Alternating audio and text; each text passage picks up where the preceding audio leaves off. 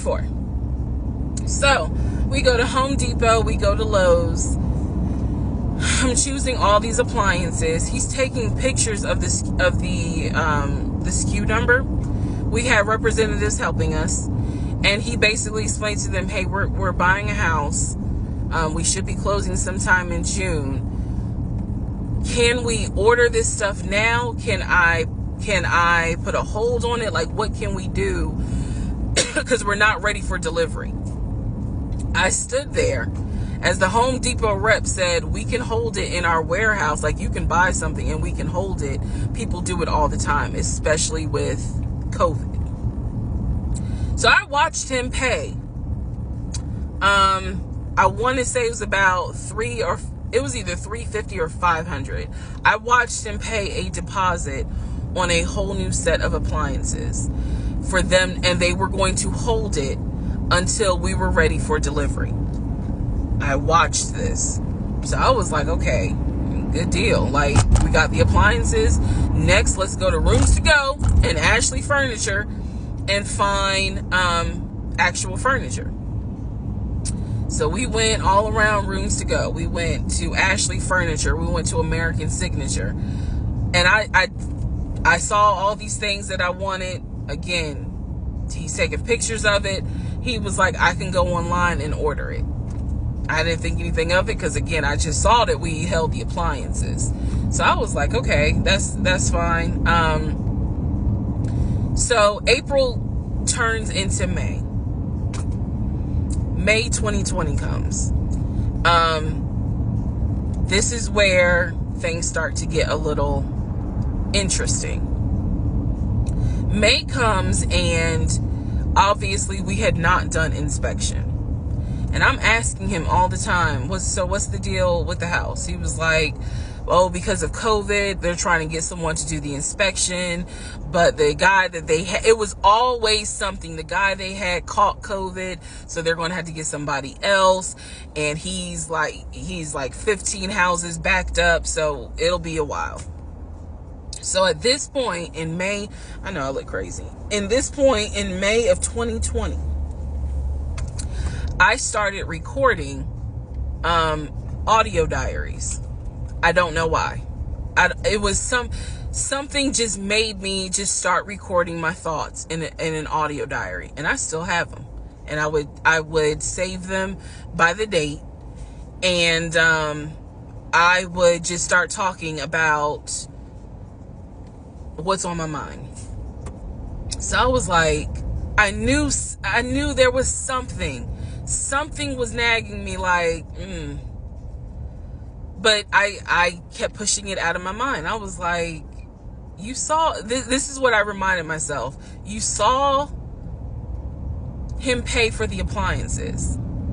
You know the house is under contract.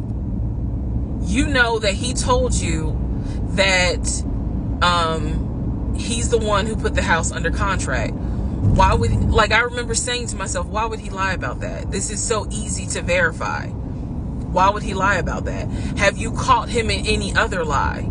And at the time, the answer was no.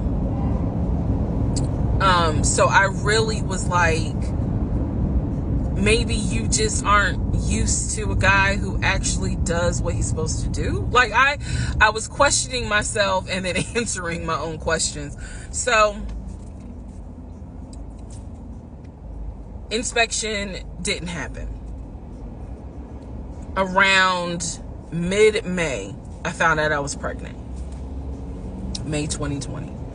When I found out I was pregnant, he was ecstatic, and I was like, oh shit.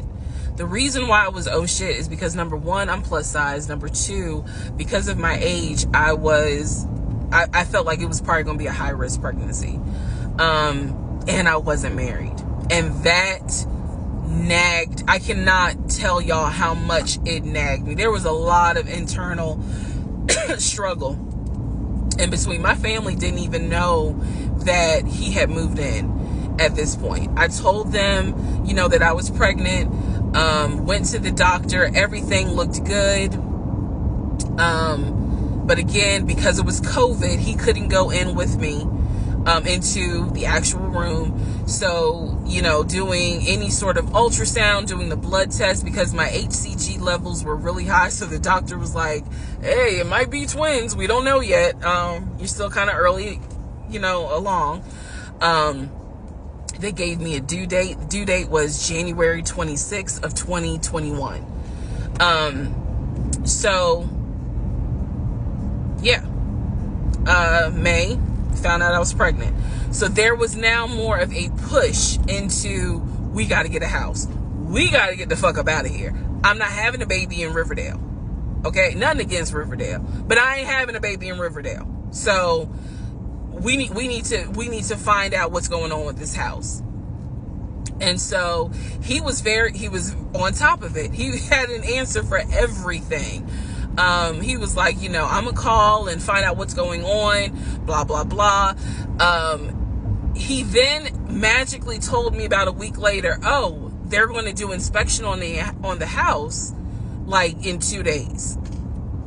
So I was just like, okay, keep in mind, I'm taking his word for it. I'm taking his word for all this. So he's like, they're going to do an inspection. Once we get the inspection report back, then we will know what we're going to be responsible for. What are we getting ourselves into? So, I guess they did an inspection. He showed me an inspection report.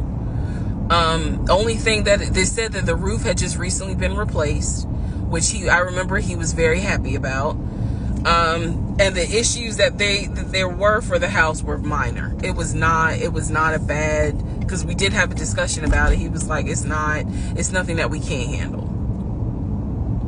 Then he said that we were set to close the end of May. We were set to close the end of May. He told me it was going to be a virtual closing. You're probably like, what the hell is a virtual closing? Because again, he's saying because of COVID, people are not closing in the office. They're doing a virtual closing where you would need to electronically sign the paperwork. This is what he's telling me. And so he was like, we're set to close like just before Memorial Day. And so for some reason, again, there's still that nagging part. For some reason, I didn't start packing. Anyone that knows me will tell you I hate moving. I've done it enough in my life. I hate moving. But I did not start packing up that house at all. I was just like, I'm pregnant. My body was changing so fast that it was like I can barely keep my eyes open half the day. And so, no, I didn't start packing. And I remember I did record, again, I was recording audio diaries just about every day. When something didn't sit right, I would verbally record it in the audio diary because I was like, I don't know what it is, but there's something. That was the theme of our relationship. I don't know what it is, but I know there's something. And so I remember talking to myself in my little prayer closet, because that's where I would do my recordings. And I remember thinking, what if we don't get this house? Like, what